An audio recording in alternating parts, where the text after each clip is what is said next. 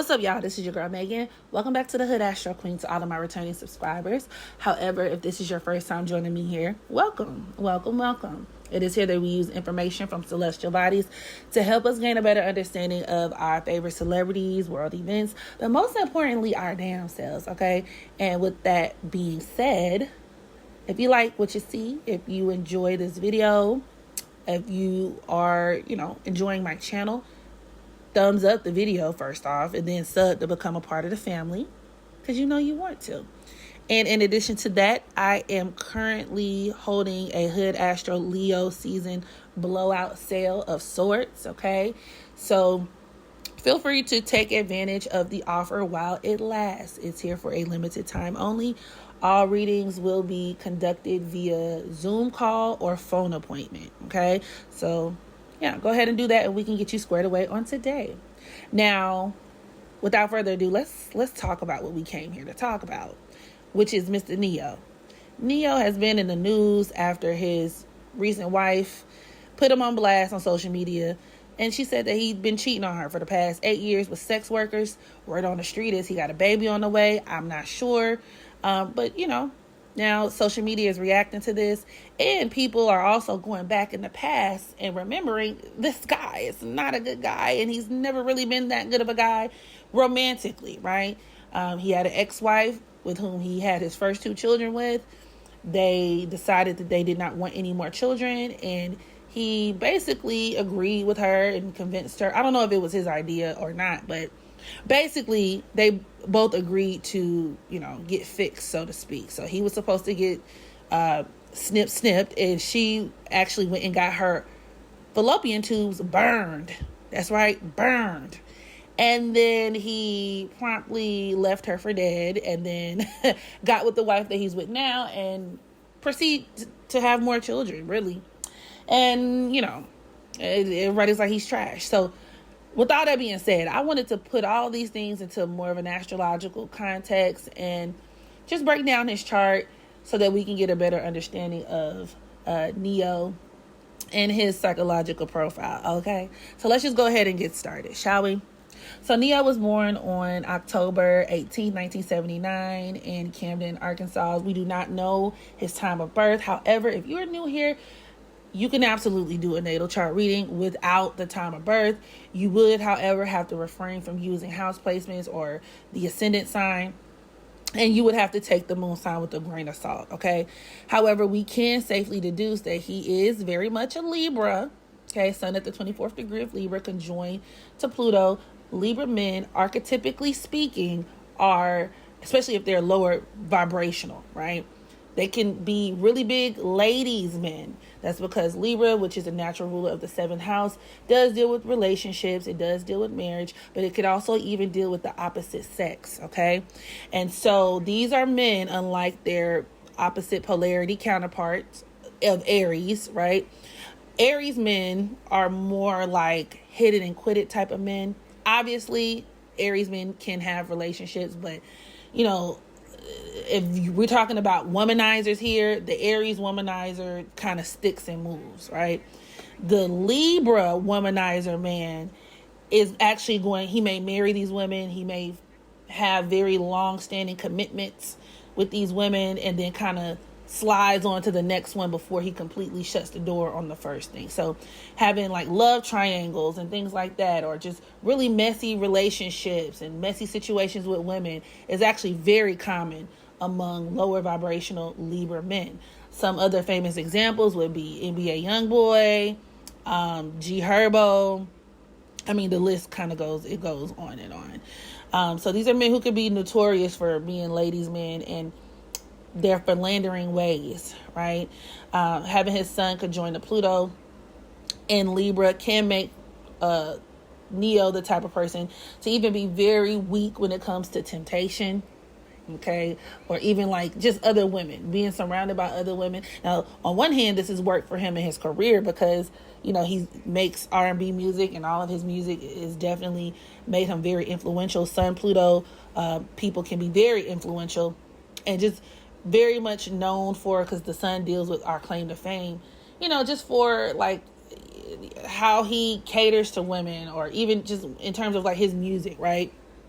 He writes music and writes songs, like love songs and all these things like that. So that's a part of that ladies man, that refined gentleman, distinguished gentleman appeal. Libra men love being distinguished, refined gentlemen, and which could also be a part of the appeal in terms of them being ladies men. But in addition to that, they can also find themselves in situations where, due to that Pluto Sun conjunction in Libra, right? In Neyo's case specifically, it can make his relationships with women very binding, but also potentially very toxic. So abuse, and of course abuse takes different forms, could be very common. Once again, infidelity could be very common. It could also even deal with situations where one could have a difficult time fully letting go or severing ties within a relationship. Pluto is the planet of regeneration. So when Pluto is in Libra, and especially in this situation, having it conjoined to the sun in Libra, can produce an effect to where a person could break up and make up, right? So whether or not they're actually going to get a full-blown divorce, time will tell. However, I thought this was interesting because they have had breakup cycles that were very public, very, very public. And the sun can be public too. So like, his wife will go on social media or go online and they'll talk about how they were about to split. Y'all let me know in the comment section if y'all remember this. They did this at some point. Like, they were about to split, but then they came back together and all this other shit. Like, that's very Sun, Pluto, and Libra. Very toxic, very on again, off again. Just, it's toxic. Some other things that I think are really important too, before we move on to other, aspects, would be the fact that he's a birth number 18. A lot of 18s not only are very selfish people, but they can be subject to lots of punitive and cruel behavior, or they can be very punitive and cruel people themselves. It can go both ways. So if you have 18 energy, that don't sound like me. Okay, well then it could apply in the opposite direction, meaning you may be a magnet for those type of personalities, right? These are people who can be very self-serving, self-focused, and most relevant to this situation, hypersexual. Okay, 18 can deal with hypersexuality. So a lot of times these people can have a really hard time controlling their urges. They can be very primal in that respect. So, once again, him being a habitual cheater, I can see that. I would say more so even a compulsive cheater. Pluto deals with compulsions, right? So compulsions and temptation. So having Pluto and Libra conjoined to the sun, can make a man, a compulsive philanderer, right? Where he just kind of can't help himself. He also has his moon potentially at the later degree of Virgo, or potentially at the earlier degree of Leo, depending on his time of birth. But it is forming a conjunction to Saturn. And the thing to understand about this, especially when Saturn is in Virgo and potentially having moon in Virgo, these are men who could find themselves in situations where they're working with or for a lot of women, working around a lot of women. But because Virgo also deals with service, he's in a position to be serviced by a lot of women as well. And this is actually the aspect that can correspond directly with him potentially dealing with sex workers, okay, being serviced by women. And maybe even like while he's out of town, especially with him also having Jupiter at the 3rd degree of Virgo conjoined to his North Node. This could occur while he's out of town. This could deal with him flying women in and out. I wouldn't even be surprised if he's dealt with like assistants or, had secret affairs with people with like who work for him, especially with Saturn squaring Neptune like that. So that tends to be how that thing kind of goes, right? He also has Venus in Scorpio, which could also, especially at the 9th degree, can produce a very promiscuous person. Once again, that theme of being tempted, falling into temptations and all kinds of things like that. It could also deal with him messing with women who are really trashy as well, and could make him a prime candidate for sexually transmitted diseases. Also reinforced with his Venus squaring Mars in Leo, where, he has a very strong sexual appetite, and that really is going to be a main spot of contention in his relationships. It could also just deal with where he has a hard time having harmonious relationships in general, where there's always some drama. Mars and Leo is drama. It's always some drama going on, and it could be surrounding other women. It could be just surrounding whatever. But with that Venus squaring Mars in Leo, he has a lot of ego. He likes a lot of attention, and that could also, have an effect on the women that he's dealing with. You know, it can translate into his wife being very jealous, and kind of just having like a, you know, ping pong effect, right? She's really jealous, and so he lashes out. But then when he lashes out, or he goes out and puts himself out there, he gets certain levels of attention, and then it makes her jealous all over again. You know, issues with like dominance and, you know, being territorial and all kinds of things are major themes in his relationship. He just has a very dysfunctional relationship with women. It could also deal with where he just likes, once again, his ego stroke. Or where he just is somebody who takes a lot of gambles. Like he just takes a lot of, he'll gamble, he'll risk it all, in the name for some butt. His Venus being opposed to Chiron in Taurus could also, indicate very dysfunctional relationships with women. It could deal with where he's greedy, where he can't get enough, where he feels like he's the exception to the rule, or where he likes to stack up women like trophies, or where he could pay women off, you know, with Chiron and Taurus. So that kind of thing. It could also even reflect on his self-esteem too. Same thing with Chiron squaring his Mars, where there could be something about his manhood, his confidence, his self-confidence, or even his own self-worth that could be very wounded. And as a result, he inflicts harms onto to other people. You know, the women that he's with Venus opposing Chiron and Taurus, you know, they could have very, very afflicted self-esteem levels.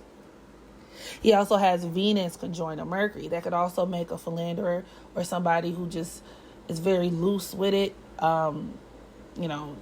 Mercury squaring Mars. That also makes him really defensive too. And that could even show up in how he, engages with the media and stuff. But, it also gives me where he could have hyper narcissistic qualities, especially with that Mars and Leo, and just has a difficult time taking full accountability for the shit that he does in general. Not to mention he's a Pisces South Node. Pisces South Nodes can be hella sneaky. Now, considering this Venus in Scorpio placement that he has, especially with it being conjoined to Mercury, it can make the women that he's with or his wife very, very suspicious towards him, to the point where she would be willing to investigate and dig in his phone, especially when we talk about Mercury.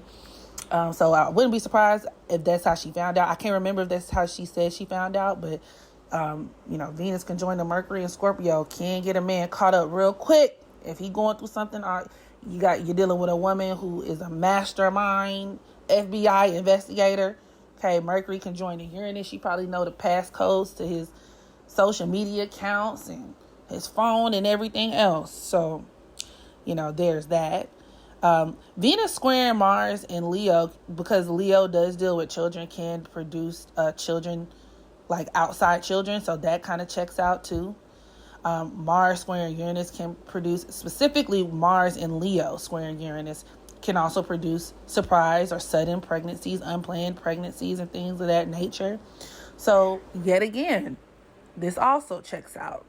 Another way you could look at Venus square Mars, right? His Venus in Scorpio specifically squaring his Mars in Leo would be him having issues with child support, or maybe even where like the paternity could be called into question more so. His Mars squaring Chiron would be more indicative, especially with Chiron and Taurus, would be more indicative of him paying a lot of money in child support. I will say though, Venus in Scorpio in and of itself, but even squaring Mars and Leo could deal with him having to pay his wife a lot of money. Like that could even be spousal support, or, a lot of men with Venus in Scorpio may be in situations where they're supporting their wives financially. And if something ever occurs, right, a separation, a split, even like a legal battle, especially with him being Libra, a Libra sun. Libra deals with the courts.